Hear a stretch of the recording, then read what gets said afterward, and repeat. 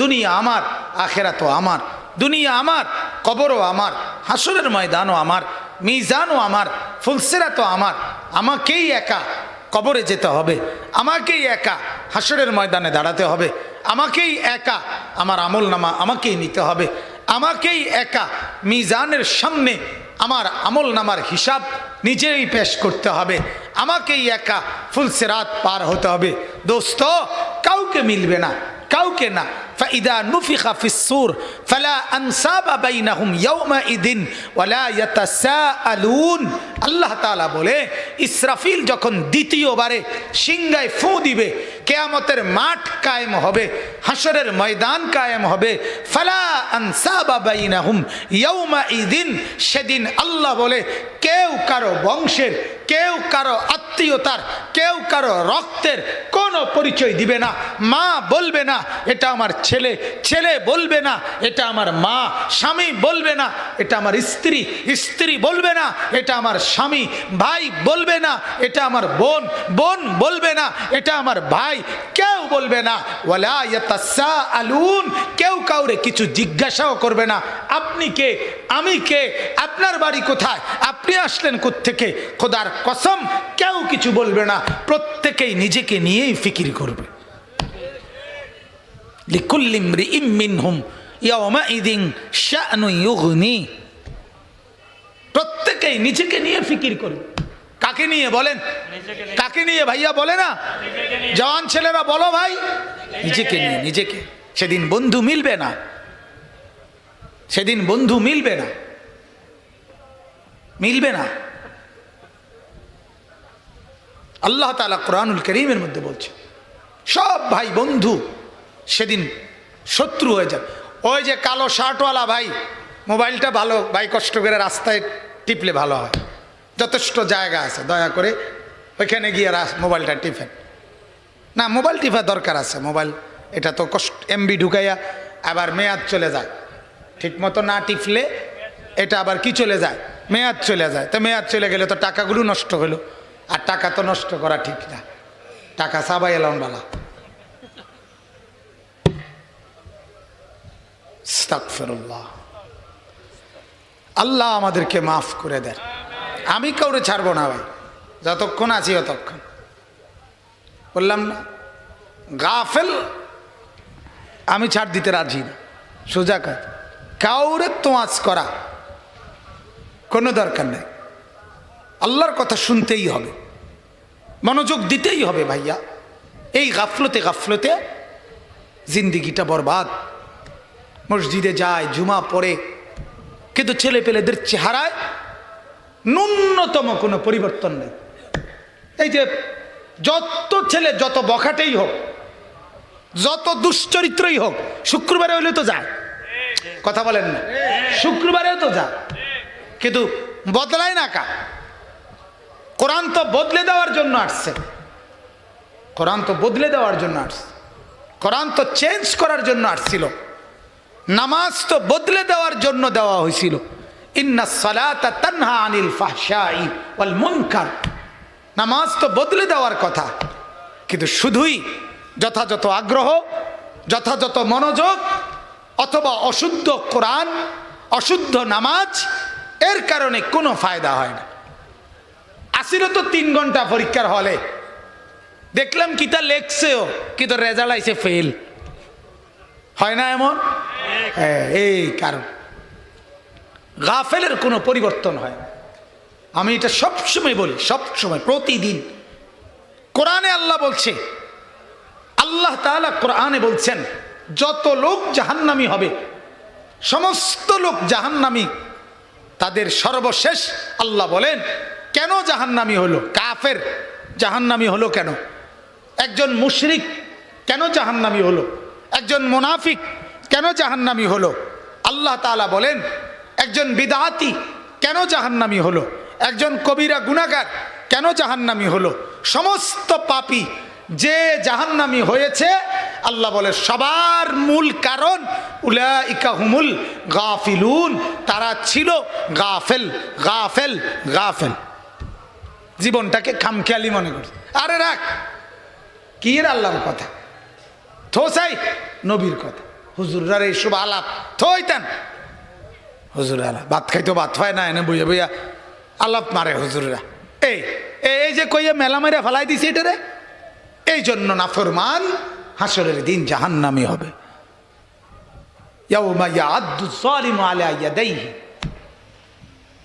সেদিন কিয়ামতের দিন আল্লাহ বলে ইয়াআদ্দু যালিম, সেদিন নিজের আঙ্গুল দিয়ে, নিজের দাঁত দিয়ে নিজের আঙ্গুল এভাবে কামড়াবে আর আঙ্গুল ছিঁড়ে ফেলবে আর বলবে হায় কেন, ইয়া লাইতানি ইত্তাখাযতু মা'আর রাসূল সাবিলা, হায় যদি রাসূলের পথ ধরতাম। ইয়া ওয়াইলাতা লাইতানি লাম আত্তাখিজ ফুলানান খলিলা, হায় আফসোস আমার কপাল, যদি তাকে, ওই দুষ্টকে, ওই দুশ্চরিত্র, ওই নেশাখোর, ওই মদখোর, ওই জেনাখোর, ওই ব্যভিচারী, ওই নারীর সাথে ফুর্তিকারী ওই জানোয়ারকে যদি বন্ধু না বানাইতাম। কোরআনের আয়াত। আফসোস করবে, আফসোস, আফসোস করবে, হায় আফসোস, ইয়া ওয়াইলাতা লাইতানি লাম আত্তাখিজ ফুলানান খলিলা,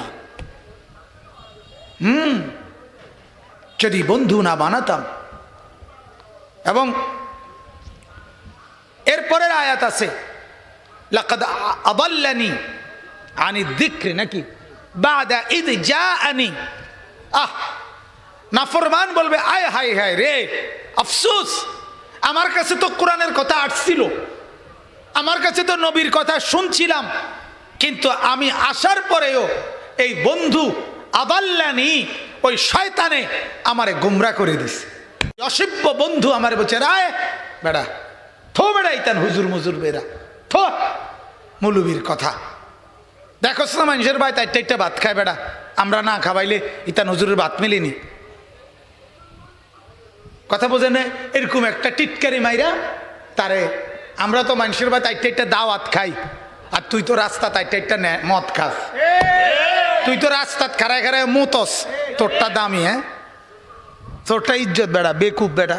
আমরা তো মানুষের ভাত চুরি করতে যাই না, মানুষের ভাত ভাত দাওয়াতে না খাই। দাওয়াত খাইলে ক্ষতি কি? মানুষে আমারে দাওয়াত দেয় কেন? তুমি বলবা না, বলি ভাই আমার মতো একটা ভদ্রলোক, আমি দেন না মুতি খারাইয়া, আমারে দাওয়াত দেন, দেয়নি তোমারে দেহ না। কথা বলেন না ভাই, আমি এক ওয়াক্ত নামাজ পড়ি না, আমার একটা দাওয়াত দেন, দেয়নি আপনারে দেখেন না, বলেন নাউজুবিল্লাহ। অতএব বন্ধু আমার, নওজোয়ান সাথীরা, সবার কাছে অনুরোধ, আমি নিয়মিত এটা বলি ভাইয়া, বন্ধু নির্বাচনে সাবধান। বন্ধু বন্ধুকে বরবাদ করে দেয়, বন্ধু বন্ধুকে বরবাদ করে দেয়। কামারের দোকানদার নাকে মুখে ধোঁয়ার দুর্গন্ধ ঢুকায় দেয়, আর আতরের বিক্রেতা ঢুকলেই নাকে মুখে সুঘ্রাণ, আতর দিয়ে সুঘ্রাণ করে দেয়। ঠিক নেককার তোমাকে আখিরাত আর পরকালের কথা মনে করায় দিবে, আর বদকার তোমাকে জিনা, ব্যভিচার, অসৎ কোনো মেয়ে, নারী, মদ, জুয়া, ফুর্তি, উলঙ্গ, অশ্লীলতা, এই সমস্ত শয়তানি বদমাইশি কোনো কথার কথা তোমারে মনে করায় দিবে, বরবাদ করে দিবে। হ্যাঁ ভাইয়া, আল্লাহ তাআলা আমাদেরকে বুঝ দান করেন, আল্লাহ তাআলা বুঝ দান। আল্লাহ তাআলা কোরআনে বলছেন ওয়ালা তাকরাবুজ জিনা ইন্নাহু কানা ফাহিশা ওয়া সাআ সাবিলা। আল্লাহ তাআলা বলে জিনার কাছেও যেও না, ব্যভিচারের কাছেও যেও না।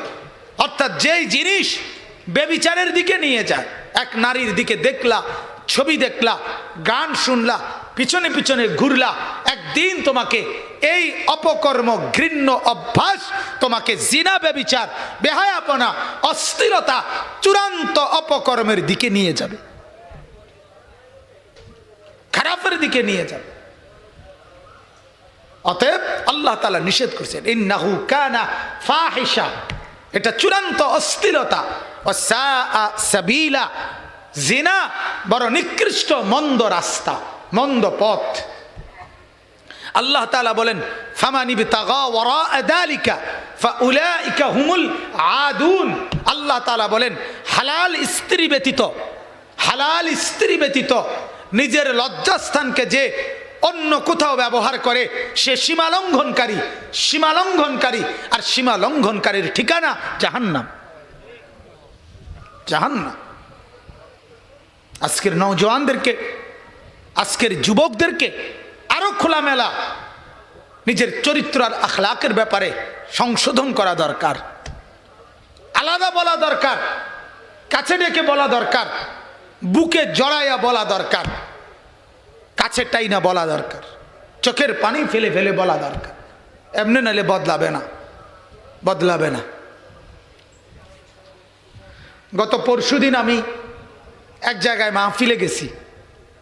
মাহফিলে যাওয়ার পরে মাহফিলওয়ালারা আমারে এক ঘরে নিছে, ওইখানে আমার খানা দানার ইন্তজাম। কথাটা একটা মিনিট শুনেন। তো একটা রুমে আমারে বসাইছে, তো একটা খাট, এটার মধ্যে আমি বসছি। আমার সাথে সাথে সাথে প্রায় 15-20 জন মানুষ ঢুকছে আমার লগে লগে। তো ওইখানে ওই রুমটার মধ্যে নিচে এক সাইডে দিয়া একটা হোগলা এবং কাঁথা বিছানো, একটা বালিশে সর্বোচ্চ 7 কিংবা 8 বছর হবে বয়স এরকম একটা ছেলে শুয়ে রয়েছে। আমি যখন গেছি তখন বাজে রাতের 10টা, আমার বয়ান 10:30টার দিকে। তো আমি ঢুইকা আপনার আমরাই 15-20 জন লোক কথাবার্তা বলতেছে আমার সাথে, আমিও কথা বলতেছি। ওই যে ছেলেটা, এই ঘরের ছেলে, ছেলেটা এখানে শোয়া, তার হাতে একটা বড় মোবাইল, এত বড়। এই মোবাইলটা দিয়া, একের বিশ্বাস করে, এই মোবাইলটা দিয়া বাচ্চাটা এক নজরে এটা যে টিপতেছে, চাইতেছে। এই যে এখানে এতগুলো মানুষ আমরা আসছি, 20টা মানুষের কম হবে না। আমি আইছি, বইছি, কথাবার্তা বলতেছি, প্রায় 15-20 মিনিট হয়ে গেছে। এই ছেলেটা একটা সেকেন্ড কত চোখটাও আলগি দিছে না যে মানুষ আইছে না কে আইছে। আপনি কল্পনা করেন, আপনি ভাবেন ছেলে পেলেদের হালাত কি। শেষ পর্যন্ত আমি বিরক্ত হইয়া একটা ধমক দিছি বাচ্চাটারে, এই বেটা তুই এনতে ওঠ, যা বেটা তুই ভিতরে যা। আর এই বড় মোবাইল কার, যারটা তারে দিয়ে দে। ধমকাইয়ে তারে উঠাই দিছি। মানে আমার আর অসহ্য লাগতেছে যে এতটুকু ছোট্ট বাচ্চা, আপনি অবাক করেন না। একটা বার এখানে এতগুলো মানুষ আমরা আসলাম, তার কোনো নজরও মানে চোখটাও সরাইছে না সে কিন্তু। তাহলে আপনি বলেন আমাদের ছেলেদের হালাত কি। কোন 8 বছরের বাচ্চারে যদি মা বাবা বাচ্চার হাতে মোবাইলটা দিয়ে দেয়, বাহ, মা নিরাপদ। মূল হিসাব হইল মহিলা নিরাপদ।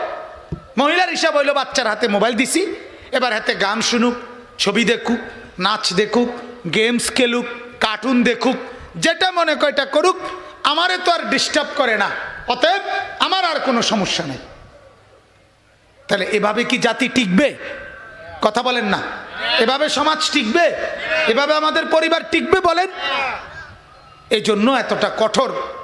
এই জন্য বারবার বলি, প্রতিদিন বলি, সারাটা দিন বলি, ছেলেদেরকে ফিরান, মেয়েদেরকে ফিরান, নিজেদের বাচ্চাদের প্রতি নজর দেন। এটাই জন্য বলি। আল্লাহ তাআলা আমাদেরকে বুঝার তৌফিক দান করেন। চলেন কোরআনুল কারীমের 29 পারা, কোরআনুল কারীমের 68 নম্বর সূরা। সূরাটির নাম সূরায়ে কালাম। এই যে আমরা যে কলম দিয়ে লিখি, এই যে কলম, এই কলম সূরাটার নাম। 29 পারা সূরায়ে কালাম, 68 নম্বর সূরা। এই সূরার 7টি আয়াত, ছোট ছোট আয়াত আমি আপনাদের সামনে তেলাওয়াত করেছি। ইনশাআল্লাহ আর অল্প কিছু টাইম মোহতারাম হযরত মাওলানা সাদিকুর রহমান আল আজহারি দামাত বারাকাতুহুমুল আলিয়া, উনি আসার পূর্ব পর্যন্ত, আসতেছেন কাছাকাছি, মূলত আসলে আমি তো ওয়াজ শুনতে আসছি। শামীম ভাইদের মাহফিল, সমাজ কল্যাণ পরিষদের নতুন কমিটি যখন আবার হয়েছে কয়দিন আগে, তখনও আমি কমিটির প্রথমেই ওনাদেরকে সামান্য কিছু নসিহতমূলক কথা বলার জন্যে মসজিদে একদিন আসছিলাম। এই জন্য আমি মনে করি যে আমিও এটার একজন সদস্য, তো কাজে আমারও তো দায়িত্ব আছে, আমিও তো একজন শ্রোতা হিসাবে তো কমপক্ষে আসা দরকার। আমার আজকে সিলেট যাওয়ার কথা ছিল মূলত, তো আমি বিশেষ কারণে সিলেট যাই নাই। গত 2-3 দিন আগেই ফয়সালা হয়েছিল, এই কারণে আজকে আসা। আল্লাহ তাআলা আমাদেরকে কবুল করেন। তো সূরা কলব এই সূরাটার নাম, এই সূরার 7টি আয়াত আমি আপনাদের সামনে তেলাওয়াত করেছি। গত 20-25 দিন যাবত, রবিউল আউয়াল মাস আজকে খুব সম্ভব 25 গেছে, 26 রবিউল আউয়াল আজকে শুরু হয়েছে। তো গত এই 20-25 দিন লাগাতার আল্লাহ পাকের দয়ায় আল্লাহ তাআলা যতটুকুই কথা বলার সুযোগ দিছেন, আমার একটা ফিকির ছিল আমাদের প্রিয় নবী সাল্লাল্লাহু আলাইহি ওয়াসাল্লামের জীবনের উপরে, কোরআনুল কারীমের বিভিন্ন জায়গা থেকে অল্প অল্প কিছু কথা আল্লাহর কোরআন থেকে নবীজির উপরে, নবীজির ব্যাপারে আল্লাহ তাআলা যা উল্লেখ করছেন তা আল্লাহর বান্দাদের সামনে পেশ করা। এই মেহনত আল্লাহ তাআলার দয়ায় এই রবিউল আউয়াল মাসের শুরুর থেকেই আমি ব্যক্তিগতভাবে চেষ্টা করতেছি। আমার একটা ফিকির ঝগড়াঝাটি ধাক্কাধাক্কি ঠেলাঠেলি না, বরং আল্লাহর কোরআন থেকে আল্লাহর নবী সাল্লাল্লাহু আলাইহি ওয়াসাল্লামের আলোচনা, শান, মান, ইজ্জত, আজমত, নবীজির মর্যাদা কোরআন থেকেই ব্যাপকভাবে আলোচনা হোক। কোরআনে অজস্র আলোচনা, আর কোরআনকে বলতে গেলেই, কোরআনের আলোকে বলতে গেলেই আপনাকে হাদিস বলতে হবে, আর হাদিস বলতে গেলেই সাহাবায়ে কেরামের কওলও বলতে হবে। এটা একটা আরেকটার সাথে অঙ্গাঙ্গিভাবে জড়িত। কোরআনের আলোচনা মানেই সাথে হাদিসের কথা, সাথে সাহাবায়ে কেরামের কথা, ঠিক কিনা বলেন? এই যে এখন আপনাদেরকে কোরআন থেকেও বুঝাইছি, নবীজির হাদিস থেকেও দলিল দিছি, আবার সাহাবীদের ঘটনাও বলছি কিনা বলেন? ওই যে সামনে আগানোর জন্য গুরুত্ব দিতে গিয়া আমলের, তাহলে এটাই নিয়ম, সবচেয়ে উত্তম। এজন্য আল্লাহর নবী সাল্লাল্লাহু আলাইহি ওয়াসাল্লামের আলোচনা কোরআনুল কারীম থেকে ব্যাপকভাবে করা উচিত। 2টা গজল 4টা গজল গাইয়া আপনার 2-4-5 বার বা 8-10 বার সুরে সুরে দুরূদ শরীফ পড়ে, এরপরে 2 জিলাফি বা 4 জিলাফি নিয়া এরপরে চলে যাওয়া, এতটুকুকেই নবীজির জন্য হক, নবীজির প্রাপ্য, নবীজির মহব্বতের দাবি, এতটুকুকেই মনে করা, এটা আমার দৃষ্টিতে ইনসাফ হয় না।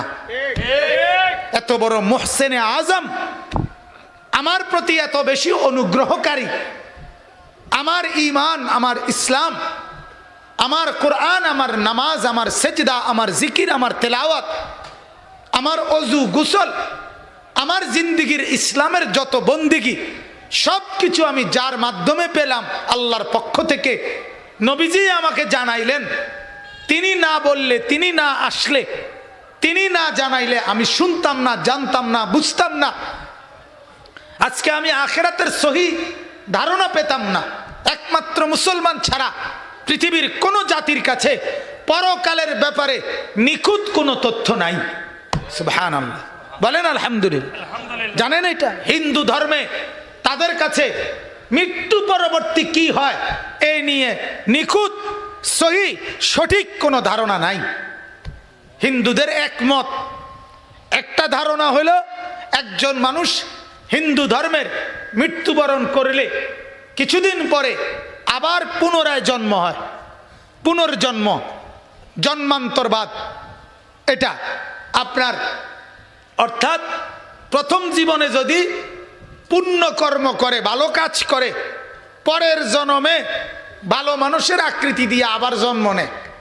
আর যদি প্রথম জীবনে চুরি বাট্টারি করে, পরের জীবনে ইন্দুর, বিড়াল, হ্যাঁ, শুকর কুকর বা এ জাতীয় জিনিস হইয়া পরে জন্ম নেয়, পিঁপড়া মশা মাছি এগুলো। হ্যাঁ মিয়া, এটা এদের বিশ্বাস। জন্মান্তর, পুনর্জন্ম, আবার হয় মানুষ, এইভাবে বলে ঘুরতে থাকে, অয়ার মরে অয়ার মরে সংবঙ্গারি একটা কন আর কথা বুঝছেন কিনা? এই হলো। তাইলে আখেরাত আর পরকাল নিয়ে সঠিক কোনো ধারণা তাদের কাছে নাই। ইয়াহুদি যারা ইয়াহুদি তাদের কাছে নাই। ইয়াহুদিদের কথা হলো মৃত্যুর পরে আমরা হাসরের ময়দানে সর্বোচ্চ যদি আমাদের কারো শাস্তি হয় তাহলে 40 দিন হবে। 40 দিনের বেশি কোনো ইয়াহুদির শাস্তি হবে না, এরপরে জান্নাত। বাহ, হাতের মামুর বাড়ি। কথা বুঝছেন না? এই হলো হাল। লান তামাসসানা নারু ইল্লা আইয়ামাম মাদুদা। আবার তাদের ইহুদি এবং খ্রিস্টানদের আকীদা যে জান্নাতে কেবল যাবে হয় ইহুদিরা অথবা খ্রিস্টানরা, আর কেউ জান্নাতে যাবে না। এটা হেরার গদ্দুয়ার কথা বুঝছেন? হ্যাঁ, কোরআনের আয়াত। আল্লাহ তাআলা বলেন ওয়াকালু লান ইয়াদখুলাল জান্নাতা ইল্লা মান কানা হুদান আও নাসারা। আল্লাহ বলে, ইহুদিরা বলে, খ্রিস্টানরা বলে জান্নাতে কেউ যাবে না, যাবে শুধু ইহুদি এবং খ্রিস্টান। নাউজুবিল্লাহ। আমরা সব মায়ের মানে আমরা বাদ গেছি, তাই নেরা ব্যস্ত যাইব। বুঝছেন কথাটা? তানেরা সারা পৃথিবীর সমস্ত ইহুদি খ্রিস্টান সবাই মিলে গোটা ইউরোপে তাদের নারীদেরকে সম্পূর্ণ উলঙ্গ, অর্ধ উলঙ্গ করে রাস্তায় ছেড়ে দিছে। এর বিনিময়ে ওনারা বেহেশতে যাইব, আর রঙের আলাপের জায়গা নাই, পাগলামির আর জায়গা নাই। পৃথিবীতে অশ্লীলতার বেহায়াপনার তুফান ছুটায় দিছে। নাউজুবিল্লাহ, নাউজুবিল্লাহ। সেখান থেকে দেখে দেখে আমার দেশের বর্তমান আধুনিক মনা মেয়েরা নারী স্বাধীনতার স্লোগান দিয়ে নিজেদের পোশাক নিয়ে কথা বলে। বাংলাদেশের মাটিতে দাঁড়াইয়া বলে যে একটা মেয়ে সে এতটুকু পোশাক পরুক আর এতটুকু পরুক, এতে অন্যের অসুবিধা কি? আস্তাগফিরুল্লাহ। বাংলাদেশের মেয়ে বলছে। কি পরিমাণ নির্লজ্জ হইলে, কি পরিমাণ বেহায়া হইলে একজন মেয়ে এটা বলতে পারে? সরাসরি বলছে মিডিয়ার সামনে যে একজন মেয়ে এতটুকু কাপড় পরুক আর এতটুকু পরুক, অসুবিধা কি? আস্তাগফিরুল্লাহ। আল্লাহ তাআলা আমাদের মা আমাদের বোনদেরকে হেদায়েত দান করেন। আল্লাহ তাআলা আমাদের মা আর বোনদেরকে আখিরাতের ফিকির দান করেন। আহা, কোন জাতির বোনেরা, কোন জাতির মেয়েরা এরা যদি নষ্ট হয়ে যায়, এরা যদি বেপর্দা হয়ে যায়, এরা যদি বেহায়া হয়ে যায়, তো পুরা সমাজটা লন্ডভন্ড হয়ে যায়। সব শেষ, সব শেষ, সব শেষ। একটা নারী নষ্ট হওয়া, একটা নারী বেপর্দা হওয়া, একটা নারী বেহায়া হওয়া মানে হাজারো যুবকের চরিত্র শেষ, হাজারো ছেলের জীবন শেষ, হাজারো ছেলের জীবন শেষ। অতএব এটাই বলতে চাচ্ছিলাম আমি পরকালের ব্যাপারে, আখিরাতের ব্যাপারে। এর চাইতে উত্তম ধারণা কবর, হাসর, মিজান, ফুলসিরাত, জান্নাত, জাহান্নাম, আমলনামা, নেয়ামত, শান্তি, জাহান্নামের শাস্তি, এগুলো সম্পর্কে বিস্তারিত বর্ণনা, স্পষ্ট ধারণা আমাদের নবীর চাইতে উত্তম আর কেউ দেয় নাই। তাইলে এত কিছু যাকে নিয়ে পেলাম, এত কিছু সেই নবী সাল্লাল্লাহু আলাইহি ওয়াসাল্লামের জন্য শুধু কেবল আপনি 2, 4, 5 বার সুরে সুরে দুরূদ শরীফ পড়বেন, আর এটাই নবীর হক, এটাই নবীজি সাল্লাল্লাহু আলাইহি সাল্লামের জন্য মূল পাওয়া, এটাই নবীজির জন্য হাদিয়া। এটা কেমন হইতে পারে? উচিত তো ছিল আপনি সকালেও দুরূদ পড়বেন, বিকেলেও পড়বেন, দুপুরেও পড়বেন, রাতেও পড়বেন, ঘুমাইতেও পড়বেন, উঠতেও পড়বেন, দাঁড়িয়েও পড়বেন, বসেও পড়বেন, শুয়েও পড়বেন। উচিত তো ছিল এটা। নবী সাল্লাল্লাহু আলাইহি সাল্লামের প্রতি দুরূদ সারাক্ষণ পড়া উচিত, সারাক্ষণ সারাক্ষণ সারাক্ষণ। আল্লাহ তাআলা তো আমাদেরকে এটাই শিখাইছেন।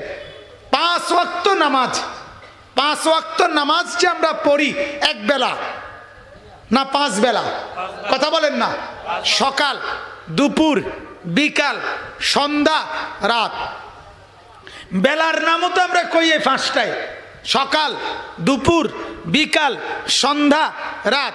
তো আল্লাহ তাআলাই তো শিখাইছেন আমার বন্ধুর দুরূদ সকালেও দুপুরেও বিকালেও সন্ধ্যায়ও রাতেও, ফজরেও জোহরেও আসরেও এশাতেও মাগরিবেও, প্রত্যেকটা ফরজেও সুন্নতেও নফলেও দুরূদ পড়তে বলছে কিনা বলেন? আল্লাহুম্মা সাল্লি আলা মুহাম্মদ ফজরে পড়তে হয়নি, জোহরে আসরে মাগরিবে এশাতে সকালে দুপুরে বিকালে সন্ধ্যাতে রাত্রে। তা আল্লাহ তাআলা আপনাকে দিয়ে দুরূদ পড়াচ্ছে। প্রতিদিন 5 ওয়াক্ত নামাজ পড়তে হয়। সপ্তাহে কিবার কিবার, মাসে কি কোন দিন কোন দিন, বছরের কোন দিন কোন দিন? না না, রবিউল আউয়াল, শুধু রবিউল আউয়াল, শুধু 12ই রবিউল আউয়াল, শুধু 12ই রবিউল আউয়াল। এটাই ইনসাফ। আল্লাহ তাআলা বললেন 5 ওয়াক্ত নামাজে পড়ো, প্রতিদিন পড়ো, সকাল দুপুর বিকাল সন্ধ্যা রাতে পড়ো, বারবার পড়ো, বারবার পড়ো, বারবার পড়ো। আপনি কমান কা কথা বলেন না। আচ্ছা, আরো একটা আশ্চর্য জিনিস শুনেন। নামাজের মধ্যে একজন ইমামের পিছনে পর্যন্ত, কথাটা খেয়াল করেন, আলহামদুলিল্লাহি রাব্বিল আলামিন, এই যে সূরা ফাতিহা ইমামের পিছনে ইমাম সাহেব পড়ে, আমরা শুনি, ঠিক কিনা বলেন না? আমাদেরকে পড়তে হয় না, পড়তে হয় আমাদের। আচ্ছা, এরপরে যে আরেকটা সূরা মিলায়, আলাম তারা অথবা কোরআনুল কারীমের যে কোনো খান থেকে, ওইটাও আল্লাহর জন্য পড়ে, ওইটা কি আমরা পড়তে হয়? আমরা শুধু শুনতে হয়। তাহলে খেয়াল করেন, নামাজের জামাতে আল্লাহ তাআলা সূরা ফাতিহা, অন্য সূরা আল্লাহ বলেন এগুলো আমার বিষয়, আমার জন্য, এইগুলো কমপক্ষে শুধু ইমাম সাহেব পড়ুক, তোমরা না পড়লেও চলবে, কিন্তু বন্ধুর উপরে দুরূদ ইমামও পড়তে হবে, মুক্তাদিও পড়তে হবে। কথা বলেন আল্লাহুম্মা সাল্লি আলা মুহাম্মদ। এই যে বসে যে দুরূদ শরীফ পড়ি আমরা নামাজের মধ্যে, এটা শুধু ইমাম সাহেব পড়লে চলে? মুক্তাদি পড়তে হয় কিনা? 10,000 মুক্তাদি হইলে 10,000ই পড়তে হয়। তাইলে বলেন, তার একটা উম্মত ঈমান যার আছে, মুসলমান যে, তাকে আল্লাহ তাআলা দুরূদ থেকে বাদ দিছে কাউরে?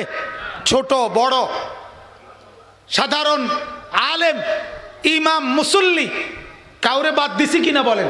তাইলে বাদ দেয়নি আল্লাহ তাআলা কারুরে, কোন উম্মতকে বাদ দেয় নাই। ইমানদার প্রত্যেকেই আমার বন্ধুর দুরূদ পড়তে হবে। ইমানদার প্রত্যেকেই সারাদিন 5 ওয়াক্ত নামাজে দুরূদ পড়তে হবে। আবার যদি রাত্রে তাহাজ্জুদ পড়ে তখনও দুরূদ পড়ো, আবার যদি সকালে ইশরাক পড়ে তখনও দুরূদ পড়ো, একটু পরে যদি চাশতের নামাজ পড়ে তখনও আবার দুরূদ পড়ো, রাত্রিবেলা যদি আউয়াবিনের নামাজ পড়ে মাগরিবের পরে তখনও দুরূদ পড়ো। তো দুরূদ ছাড়া কখন? কথা বলেন কখন? তাহলে এজন্য আল্লাহ নবী সাল্লাল্লাহু আলাইহি ওয়াসাল্লামের উপর দুরূদ পড়া দরকার। বেশি বেশি বেশি বেশি বেশি বেশি বেশি বেশি আমরা পড়বো ইনশাআল্লাহ। বলেন ইনশাআল্লাহ। আমার শায়েখ আরিফ বিল্লাহ আল্লামা মুফতি মুশতাকুন নবী সাহেব বলে, কমপক্ষে সকালে 100 বার, মাগরিবের পরে 100 বার, কমপক্ষে প্রতিদিন 200 বার রাসূলুল্লাহ সাল্লাল্লাহু আলাইহি সাল্লামের দুরূদ প্রত্যেকের পড়া উচিত। কয়বার? এটা নির্ধারিত না। এর থেকে কম পড়লেও গুনাহ হবে না, এর থেকে বেশি পড়লেও কি হবে না? গুনাহ হবে। পড়লেই নেকি, পড়লেই নেকি, পড়লেই নেকি। একবার পড়লে আল্লাহ নবী সাল্লাল্লাহু আলাইহি সাল্লাম বলেন, সাথে সাথে আল্লাহ তাআলা তার উপরে 10টা রহমত নাজিল করবেন, 10টা নেকি দান করবেন, 10টা গুনাহ মাফ করবেন, এবং আল্লাহর কাছে তার মর্যাদা 10 গুণ বাড়িয়ে দেবেন। তাহলে 100 বার পড়লে হিসাব করেন, 200 বার পড়লে, 500 বার পড়লে। এজন্য এক সাহাবী বলছিলেন, ইয়া রাসূলুল্লাহ, আমি চাই দিবারাত্রি আমার ফরজ ইবাদতের, ওয়াজিব ইবাদতের পরে সারাক্ষণ আপনার উপরে দরুদ পড়ি। নবী বলেন, এটা বড়ই উত্তম।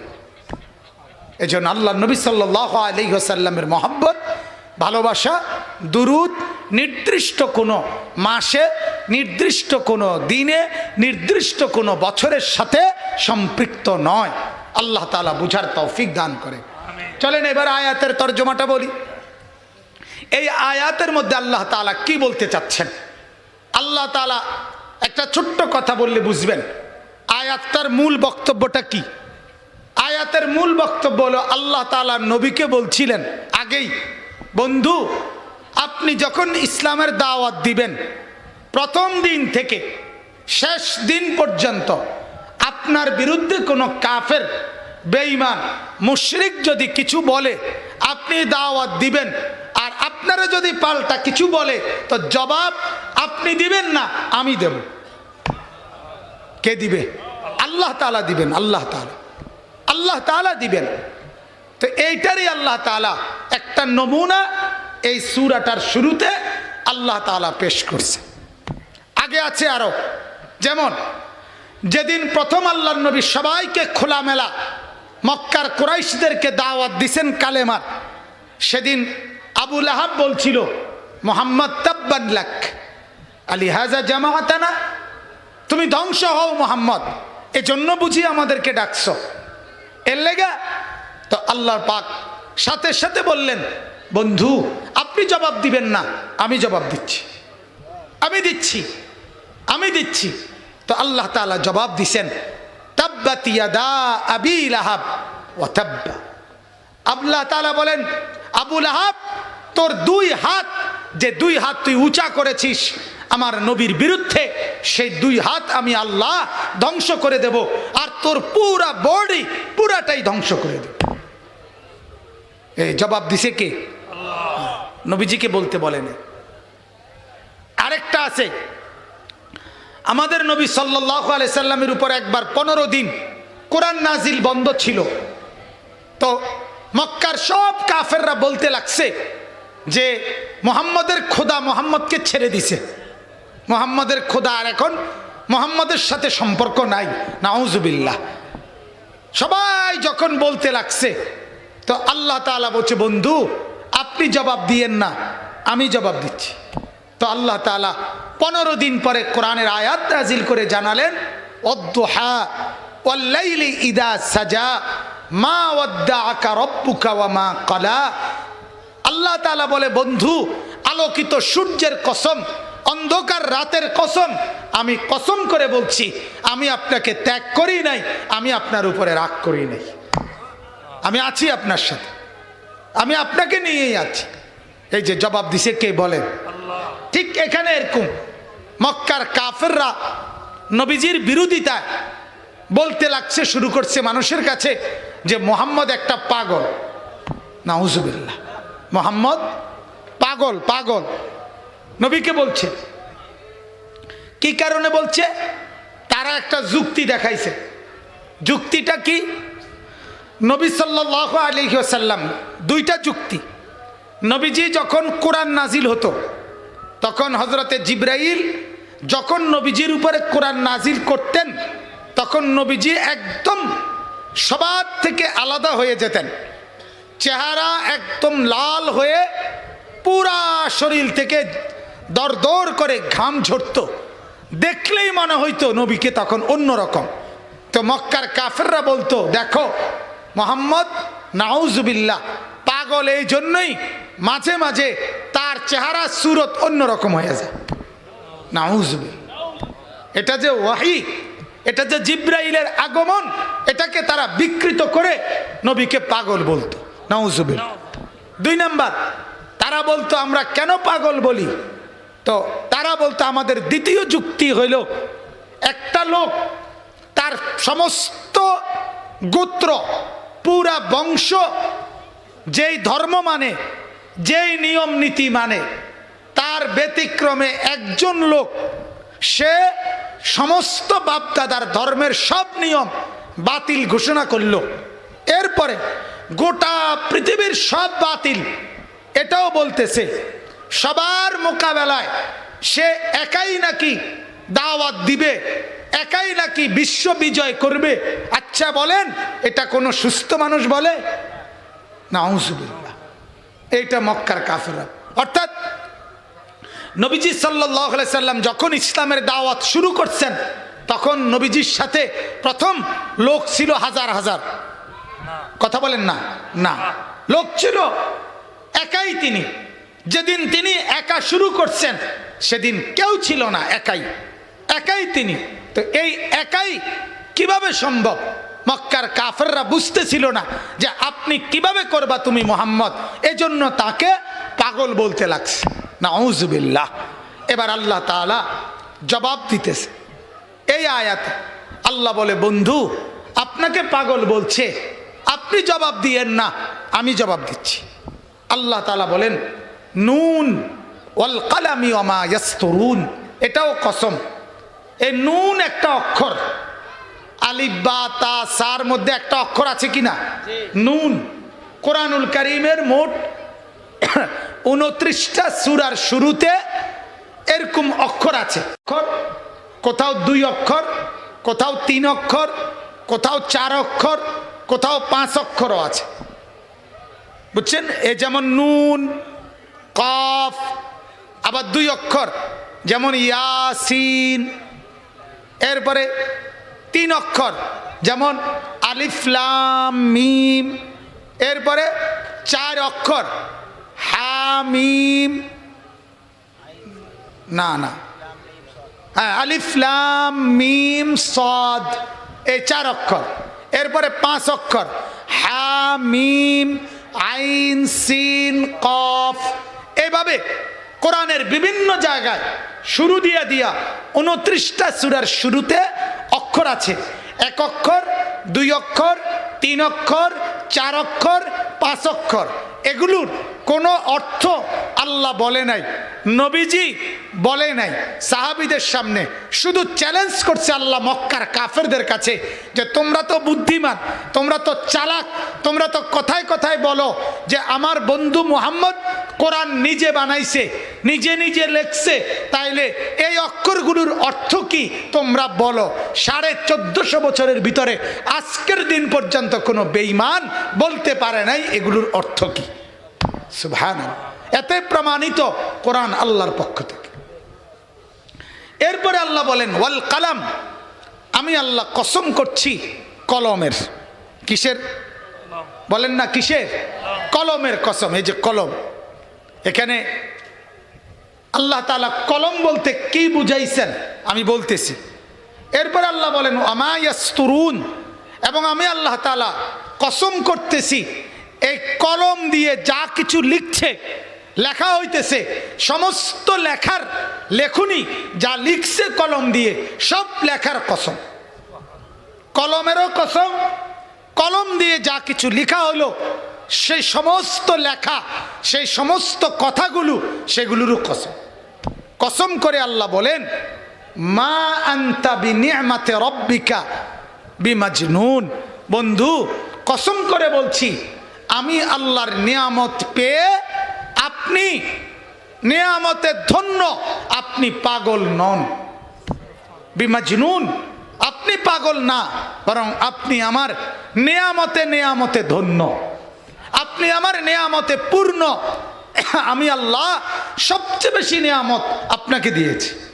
ওয়ালাল আখিরাতু খায়রুল লাকা মিনাল উলা, দুনিয়াতেও দিছি, আখিরাতে আরো দেব। আল্লাহ বলেন ওয়ালা সাউফা ইউতিকা রাব্বুকা ফাতারদা, আপনাকে আমি এই পর্যন্ত দেব যেই পর্যন্ত দিলে আপনি নিজেই খুশি হয়ে যাবেন, এত বেশি।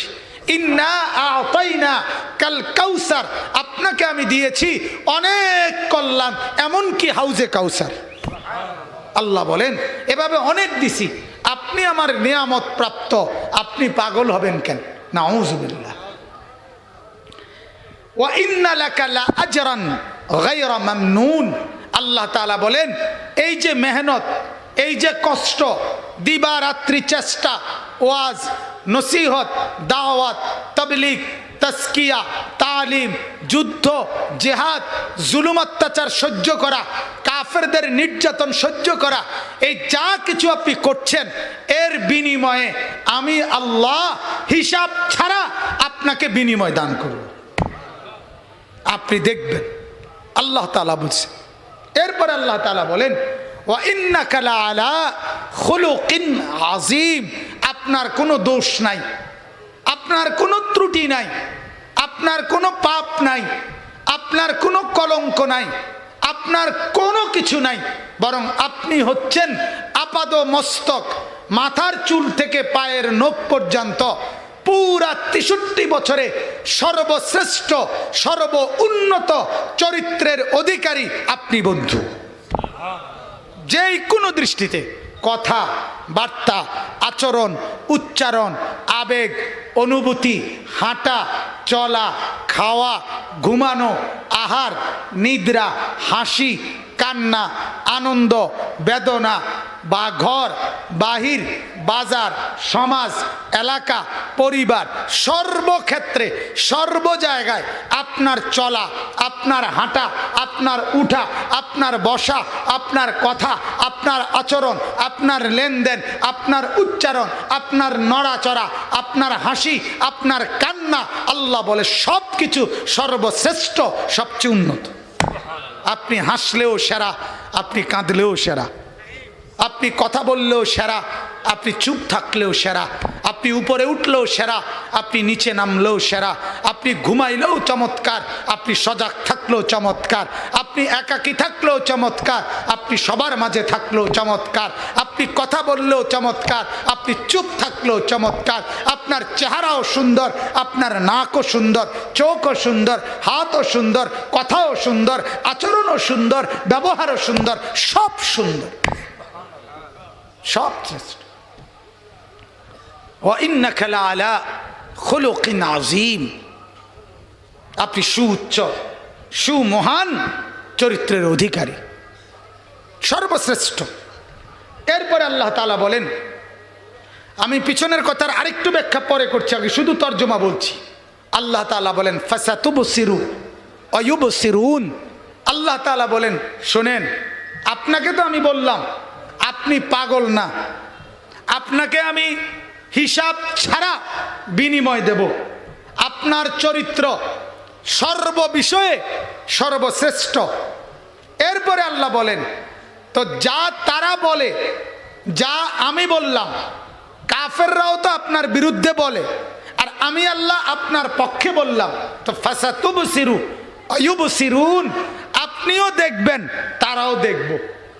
খেলাটা কি হয় এই কয়টা দিন বলতে থাকেন, এই কিছুদিনের মধ্যেই দেখবেন মক্কা বিজয় হইয়া আপনার কদমের নিচে, কিছুদিনের মধ্যেই দেখবেন মদিনা আপনার অনুগত, কিছুদিনের মধ্যেই দেখবেন সারা জগৎ আপনার দিন পৌঁছে গেছে, রোম বিজয় হইছে, পারস্য বিজয় হইছে, দলে দলে মানুষ কালেমা গ্রহণ করে আপনার দলভুক্ত হয়েছে। তখন বুঝবে তারা, আপনিও দেখবেন তারাও দেখবে, বিআইয়িকুমুল মাফতুন, কারা আসলে পাগল, পাগল কে, তখন আপনিও দেখবেন তারাও দেখবে। বিআইয়িকুমুল মাফতুন, মুসিবতে পড়ছে কে, ফিতনাতে পড়ছে কে, ধোঁকা খাইছে কে, পাগল হইছে কে, এটা তারাও দেখবে, আপনিও দেখবেন। এরপরে আল্লাহ বলেন শেষ আয়াত, আল্লাহ তাআলা বলেন ইন্না রাব্বাকা হুয়া আ'লামু বিমান দাল্লা আন সাবিলিহি ওয়া হুয়া আ'লামু বিল মুহতাদিন। আল্লাহ তাআলা বলে বন্ধু আপনি ঘাবড়াবেন না, আপনি মন খারাপ করবেন না, বরং আমি আল্লাহই জানি কে গোমরা আর কে হেদায়েতওয়ালা, পথভ্রষ্ট কে আর পথ প্রাপ্ত কে আমি জানি, আমি ফয়সালা করব। আপনি আপনার দাওয়াত, আপনি আপনার মিশন, আপনি আপনার মেহনত, আপনি আপনার প্রচারণা এটা করতে থাকেন, করতে থাকেন। এই 7 আয়াতের তর্জমা বলা শেষ।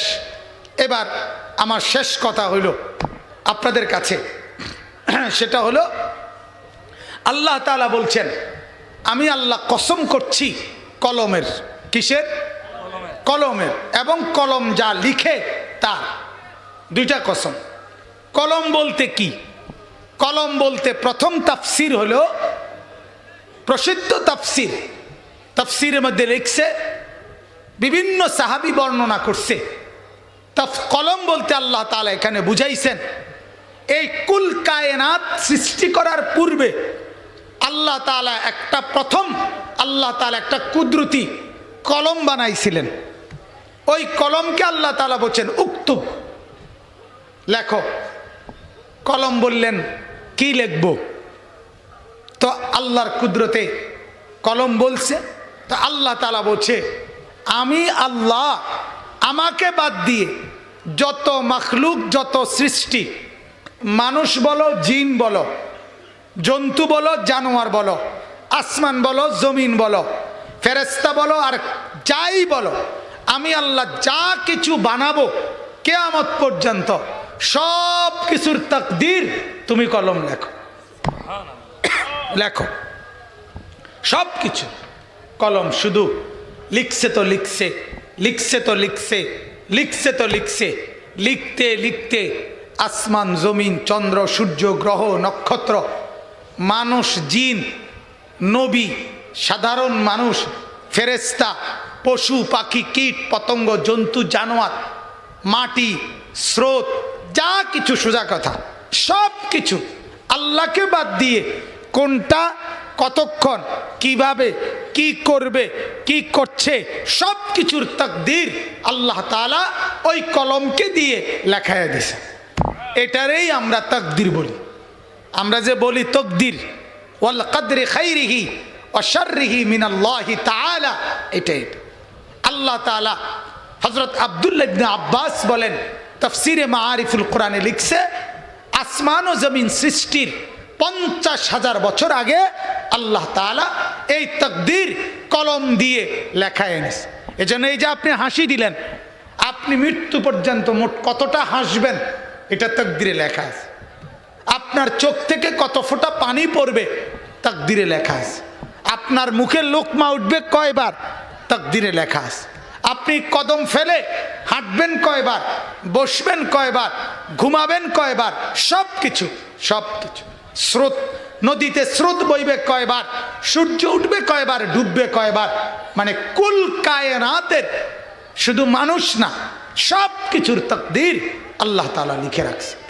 তাহলে এই যে তাকদীর লিখছে, এখন বলেন তো এই সব কিছুর মাখলুকাতের তাকদীর যে লিখছে, এই লেখাগুলো কমপক্ষে 2 পৃষ্ঠা। কথা কন না? অনেক কিনা? কথা বলেন না অনেক কিনা? তো আল্লাহ তাআলা বলেন, বন্ধু এই যতগুলো তাকদীর লিখছি সমস্ত লেখা সবটার কসম আপনি পাগল না। আমি কলমেরও কসম করলাম। আল্লাহ শুকর, আমার ওয়াজ শেষ। এরশাদ ভাই, আমি আর পারতাম না, আমার আর গলা চলতেছে না, অসম্ভব কথা। আমার আর গলা ছিঁড়ে যাইতেছে। এটা কোনো কথা হইল না। ওই বেটার আপনারা কি দাওয়াত দিচ্ছেন শামীম ভাই, আমি বুঝলাম না। আমি তো মনে করছি 15-20 মিনিট কথা, চা খালেও হবে না, আমার গলা ব্যথা করতেছে। আমি না অসুস্থ শামীম ভাই। এরশাদ মিয়া এতক্ষণ ধরে কি বুঝতেছেন? আসলে এত কথা না। আর কে শুনবে? কি এর কালেকশন করব? কালেকশন পরে করে লইব। এতক্ষণ তো বইয়া রয়েছে শুধু মহব্বতে, এতক্ষণ বুঝি বইয়া থাকে মানুষ। 11টার উপরে বাজে।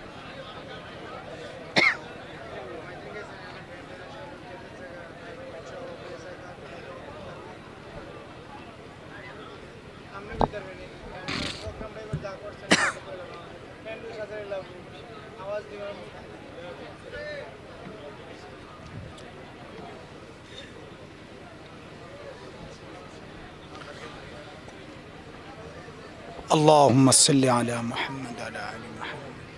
এমনি এবার কোনো কারি সাপটার হিসেবে আনছেন না তেলাওয়াতের লেগে? ভালো তাহলে তো হইতো।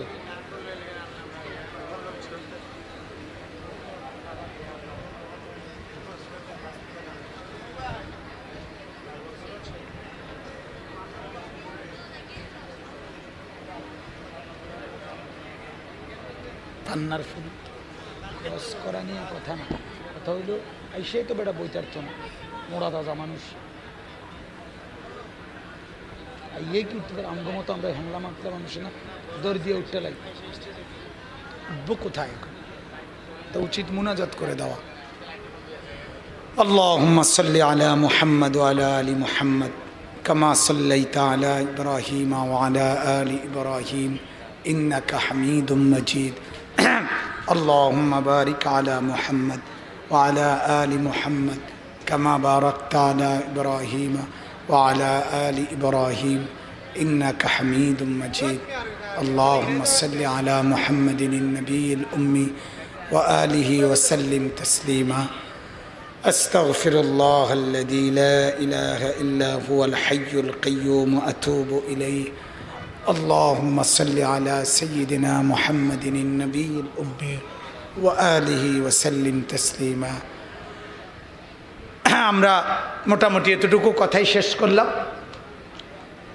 মূল বক্তব্য এটাই ছিল যে আল্লাহ তাআলা বললেন, আমি আমার পুরা তাকদীরের কসম, আমি আল্লাহ তাআলা যত কথা লেখাইছি সমস্ত কথার কসম করে বলতেছি, আমার বন্ধু পাগল না, আমার বন্ধু আমার নিয়ামত প্রাপ্ত, এবং আমার বন্ধুকে আমি সীমাহীন বিনিময় দেব। আর আমাদের জন্য যে কথাটা শেষ সেটা হলো ওয়া ইন্নাকা লাআলা খুলুকিন আযীম। আল্লাহ তাআলা বললেন আমাদের জন্য কথা এটাই, আমাদের প্রিয় নবী সাল্লাল্লাহু আলাইহি ওয়াসাল্লাম তিনি সর্বকিছুতে সর্বোত্তম চরিত্রের অধিকারী, অর্থাৎ জীবনের কোনো কিছুতে আমাদের নবী সাল্লাল্লাহু আলাইহি ওয়াসাল্লামের চাইতে সুন্দর উত্তম কারো কোনো কিছু হতে পারে না। অতএব আমাদের উচিত আল্লাহ নবী সাল্লাল্লাহু আলাইহি সাল্লামকে বেশি বেশি ভালোবাসা। আমাদের উচিত আল্লাহ নবী সাল্লাল্লাহু আলাইহি সাল্লামকে সুন্নতের অনুসরণ করা এবং নবী সাল্লাল্লাহু আলাইহি ওয়াসাল্লামের দুরূদ বেশি বেশি পড়া। আল্লাহ তাআলা আমাদেরকে তৌফিক দান করেন, কবুল করেন। সকলেই বলেন আমিন। সকলেই দুরূদ শরীফ মনে মনে পড়েন। আল্লাহুম্মা সাল্লি আলা মুহাম্মদ ওয়া আলা